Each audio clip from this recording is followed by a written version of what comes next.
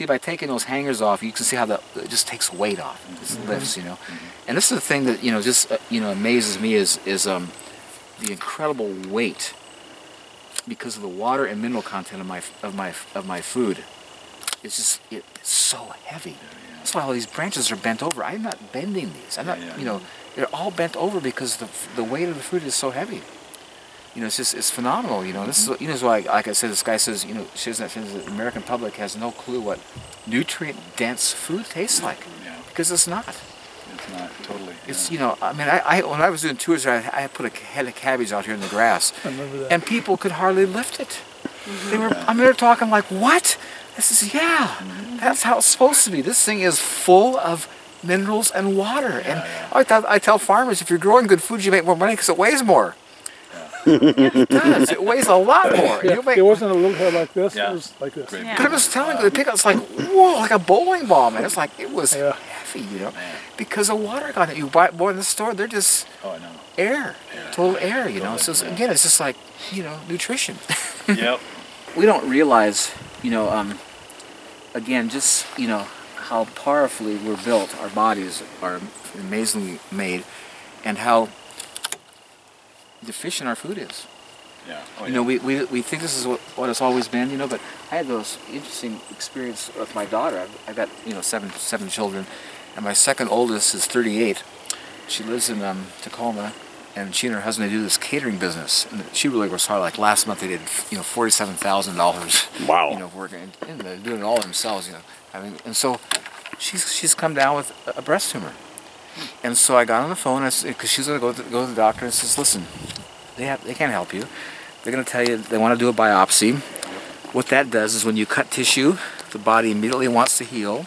So if it's cancer, it's going to create more cancer cells and develop it, you know, make it spread. And so I says, Tara, what your body's saying to you is you're not taking care of yourself. You're working too hard. You're not eating well. You need to just stop, slow down. And I says, at this point in your life, you eat nothing but live food. Nothing but live food. Yeah. This was like several weeks ago. The tumor's shrunk, half the size. She can't believe it. She's never ever getting my apples, and I give her all, because all this stuff. She says, Dad, I eat one of your apples, I feel totally full. And I says, well, guess why? You just got nutrient-dense food. Yeah. You don't need a lot. I've lost incredible weight. I feel really good. I'm thinking like, duh. Yeah, you know, I mean, cool. You were raised, How you does know. she not know this? You know, but I'm just saying, because, you know, how lifestyles, you know, I mean, you're busy, and she's making all this food, so it's there, so she eats it. It's not good, but it's what people want, you know. And I says, Tara, You gotta sample it, gotta taste your body is intelligent, and it's speaking to you. You know, it was so cool. I didn't know her husband had heartburn all his life and indigestion, so I make him kombucha. Oh wow. For her, you know, and he's drinking it, and his heartburn's totally history. Gone. From kombucha? Kombucha is amazing, man. Now, what is that? Kombucha is it happens in nature, and it's the most amazing substance. It's actually acid in its state, but it alkalinizes in your body. It has every single B vitamin, including B12. Every single one. Yeah. It has all kinds of digestive enzymes. Yeah. And it's just an incredible food. I've been using it for see now, it's 27 years. Wow. And I would not live without it. Really? I'll tell you what got my attention. We were going to this church over in Port Ludlow. Actually, he's renting the fire hall. The pastor's 92 years old. 92. Didn't have much hair on the top of his head. He's got this full white beard, big white beard. Another guy in the church is 87. He's got a full white beard. The son of the 87-year-old guy came on to kombucha. You bet about it? He starts making it for his dad and the pastor. I'm going to church every week and I'm watching these guys. At the base of their beards, their hair is turning black. The new growth coming out is black. Wow. I'm watching this. I'm there every week. I mean, I'm not missing it, you know. I'm thinking like, I could care less about gray hair, but that's therapeutic. That is powerful.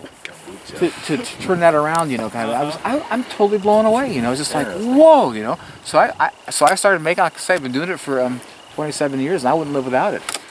Now, is that something that you grow? Is it a tree root? You start with they call it like a people call it a mushroom or a SCOBY.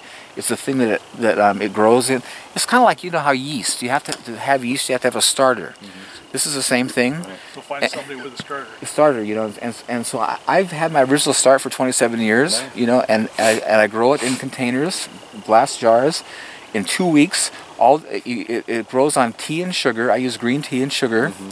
In 2 weeks, all the caffeine's gone, all the sugar's gone. You got this amazing substance with all B vitamins, and it's just like powerful. It's just incredible. And I never get sick. I used to have allergies. They're all gone. I wouldn't live without it. It's just phenomenal. You know, what if you are allergic to it? If you're not allergic, I had allergies that my mom took me to everybody for my whole life as a kid, and no one could deal with it. And my wife got it. She says, you know, in the morning, your nose isn't running, you're not sneezing anymore. You think it's that kombucha? So I don't know, but we went to California on a vacation for 3 weeks. And we didn't take kombucha. The second week, my nose started running, I started sneezing, so I connected the dots. I got it. You know, again, it's just, we're talking live food. Yeah, live food. I have there's a woman, well, my wife's a midwife. And one of her clients is, I hear her talking to her, she says, you know, my sister lives in New York. She's just got breast cancer. So I go in there, I says, would your sister like to get over that breast cancer? She's like, what? I says, yeah. I'll send her a kombucha starter. I'm sure it'll take it out. Wow. She says, no way. She says, well, let's just try. I can't hurt her. So I sent her a kombucha starter. This lady's on national television in New York City saying, I had breast cancer. This guy sent me to start a kombucha. I don't have it anymore. It's totally gone. I love it. Ronald Reagan totally took out cancer with kombucha. Wow.